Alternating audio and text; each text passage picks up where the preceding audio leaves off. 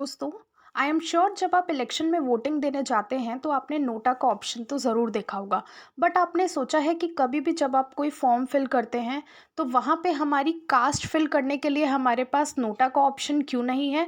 अभी भी सोसाइटी में ऐसे कितने लोग हैं जो अपने आप को कास्ट से सेपरेट करना चाहते हैं और उनके लिए कास्ट मायने नहीं रखती।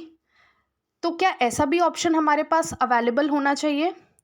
दोस्तों, बिहार में आए कास्ट सेंसस रिपोर्ट जो कि अभी रिसेंट में ही रिलीज़ किया है बिहार गवर्नमेंट ने, आज हम इसी विषय पर चर्चा करेंगे। Welcome to your educating minds YouTube channel.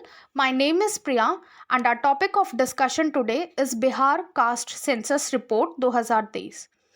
दोस्तों, सबसे पहले तो हम बिहार ने जारी करे कुछ आंकड़ों को देखेंगे।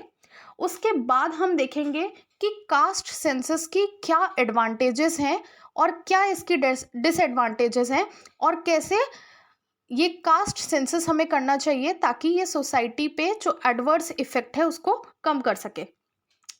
तो अगर हम बिहार गवर्नमेंट के रिसेंटली रिलीज हुए डेटा को देखें, जहाँ पे जो टोटल पॉपुलेशन बताई गई है वो 13 करोड़ के आसपास बताई गई है, जहाँ पे अदर बैकवर्ड क्लासेस और एक्सट्रीम बैकवर्ड क्लासेस का जो टोटल डेटा है वो 63% है, यानी ओबीसी 27% और ईबीसी एक्सट्रीमली बैकवर्ड क्लासेस 36%।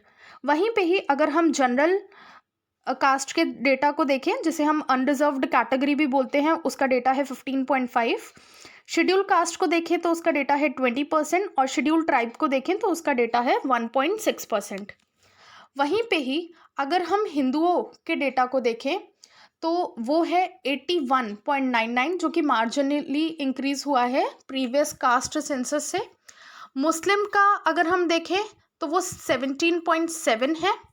ईसाई का और लाइकवाइज हम सारे ही धर्मों का डेटा देख सकते हैं। दोस्तों, ये कास्ट सेंसस क्या होता है? कास्ट सेंसस होता है कि कौन सी जातियाँ कि कितनी पॉपुलेशन है या कौन सी उपजाति की कितनी पॉपुलेशन है किसी एक कॉन्स्टिट्यूएंसी में। दोस्तों, कास्ट एक डबल एज स्वॉर्ड है। क्यों हम इसे डबल एज स्वॉर्ड कह रहे हैं? क्योंकि अगर इसका ठीक तरीके से इस्तेमाल करा गया तो ये देश की डेवलपमेंट के लिए बहुत ही ज़्यादा ज़रूरी है, लेकिन अगर इसको टैम्पर्ड करने की कोशिश करी गई या इसके पीछे लाने की इंटेंशन गलत है तो ये हमारे देश के लिए बहुत ही हार्मफुल भी हो सकता है। दोस्तों, आज अगर हम देखें तो कास्ट का डिफ्यूजन हो चुका है। माइग्रेशन के कारण कास्ट सारे एरियाज में फैल चुकी है। अगर हम पहले कहें तो जो राजस्थान में ज़्यादातर राजपूत पाए जाते थे, लेकिन आजकल सारे ही एरियाज में सारी ही कास्ट पाई जाती हैं। इस तरीके से डिफ्रेंशिएट करना अलग हो गया है। तो माइग्रेशन के कारण ये कास्ट फैल चुकी है। तो अगर हम किसी मिनिस्टर से पूछें कि वो कास्ट सेंसस क्यों करना चाहते हैं, वो तो उनका कहना होता है कि वो रिफॉर्म्स लाना चाहते हैं, वो रिजर्वेशन पॉलिसीज़ में रिफॉर्म्स लाना चाहते हैं। और अगर उनसे पूछें कि अभी तक क्यों नहीं ला पाए तो उनका एक ही जवाब होता है कि हमारे पास डेटा ही नहीं था। हमारे पास डेटा ही नहीं था और हमें ये जानकारी ही नहीं है कि कितनी कास्ट या सब कास्ट का अपलिफ्टमेंट हो गया है जो अभी खुद पर डिपेंडेंट है और जिन्हें कास्ट रिजर्वेशन की ज़रूरत नहीं है। दोस्तों, आप खुद ही बताइए कि हमारे पास इतने सारे रिकमेंडेशंस हैं फ्रॉम द वेरियस कमीशंस। अगर हम हिस्ट्री के टाइम से देखें तो कितने ही रिकमेंडेशंस को आज हमने पूरी तरीके से इम्प्लीमेंट किया है। अगर हमसे कोई 1947 का कोई नेता आके बोलता कि हमें कास्ट सेंसस करना है तो शायद हमें उस टाइम पे उन पे ज़्यादा बिलीव होता, क्योंकि हमें पता है कि उन्होंने ग्राउंड से सारी चीज़ें देखी हैं और वो उनके सोसाइटी को डेवलप करने के पीछे क्या इंटेंशन थी। लेकिन अगर आज का कोई पॉलिटिकल रिप्रेजेंटेटिव या फिर पॉलिटिशियंस हमसे आके कास्ट सेंसस करने के लिए बोले तो शायद हमें उनके इंटेंशन पे डाउट होगा कि ये रियल में जो इनका इंटेंशन है वो क्लियर है या नहीं है। क्योंकि आजकल पॉलिटिसाइजेशन ऑफ कास्ट बहुत ज़्यादा हो गया है रादर देन रिफॉर्म, और इसका कारण है, एक मेजर कारण है वोट बैंक पॉलिटिक्स। दोस्तों, अगर हम इसका एक एडवांटेज देखें तो ये यही है कि रिफॉर्म्स और रिजर्वेशन पॉलिसी में सुधार, जो कि बिल्कुल किसी भी बढ़ती सोसाइटी की प्रोग्रेस के लिए ज़रूरी है। लेकिन अगर हम इसका डिसएडवांटेज देखें, तो क्या आपको नहीं लगता कि अगर घर घर जाके लोगों से कास्ट पूछी जाएगी, तो उनके साइड में बैठे जो बच्चे होंगे वो पूछेंगे कि ये जाति क्या होती है, और इस तरीके से उनमें कास्ट कॉन्शियसनेस आ जाएगी। दोस्तों, कहीं ना कहीं हम सब ने कास्ट कॉन्शियसनेस फील करी है।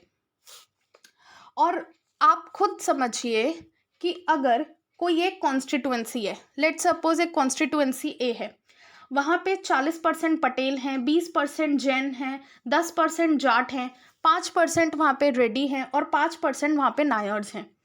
तो आपको नहीं लगता कि जो 40% पटेल यहाँ पे हैं, तो कोई भी यहाँ पे जो हमारी सरकार होगी वो अपने अपने पटेल लीडर्स को यहाँ पे खड़ा करेगी, और ज़्यादातर चांसेस यही होंगे कि यहाँ पे जो पटेल होगा वो यहाँ का एमएलए बन जाएगा। और शायद ये भी हो सकता है कि जो माइनॉरिटी यानी जो नायर्स और रेड्डी हैं, शायद वो कभी इस कॉन्स्टिट्यूएंसी में कभी एमएलए बन ही ना पाए। दोस्तों, ऐसे भी केसेस हो सकते हैं कि इन सोसाइटीज़ का इन कास्ट का कभी डेवलपमेंट अपलिफ्टमेंट हो ही ना पाए। तो दोस्तों, अगर और ये डेटा जो है वो सबके पास ही एक्सेसिबल रहेगा, यानी हम ये सबको ही पता होगा कि इस एरिया में इस कास्ट के लोग ज़्यादा हैं।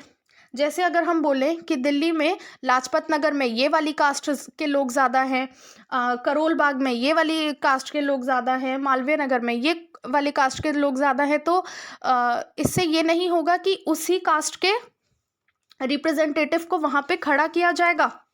दोस्तों, ये मेरा आपसे सवाल है कि आपके अकॉर्डिंग जो कास्ट सेंसस है वो करना चाहिए या नहीं करना चाहिए, और आप हमें कमेंट सेक्शन में ज़रूर बताएं। और दोस्तों, जैसे कि हम रिफॉर्म्स लेके आते हैं, बट उन रिफॉर्म्स को लेके आने का एक सही समय होता है। तो कास्ट सेंसस रिफॉर्म भी हमें तब तक नहीं लेके आना चाहिए जब तक हमें पूरी तरीके से अपने पॉलिटिकल रिप्रेजेंटेटिव पे ट्रस्ट ना हो जाए कि वो जो भी पॉलिसीज़ हमारे लिए बनाएंगे, जो भी हमसे डेटा पूछ रहे हैं, वो हमारे वेलफेयर के लिए है।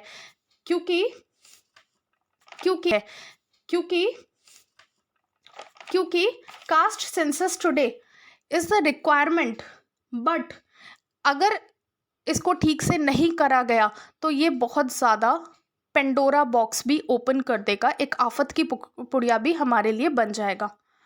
तो आई होप दोस्तों आपको इसके जो पॉजिटिव और नेगेटिव पॉइंट्स हैं दोनों ही समझ में आए होंगे, एंड आपके जो व्यूज़ हैं हम बहुत इंटरेस्टेड होंगे आपके व्यूज़ को पढ़ने के लिए, सुनने के लिए, और आप बिल्कुल शेयर करें। एंड अगर आपको कोई भी क्वेरी हो, डाउट हो, तो आप हमें कमेंट सेक्शन में नीचे बता सकते हैं।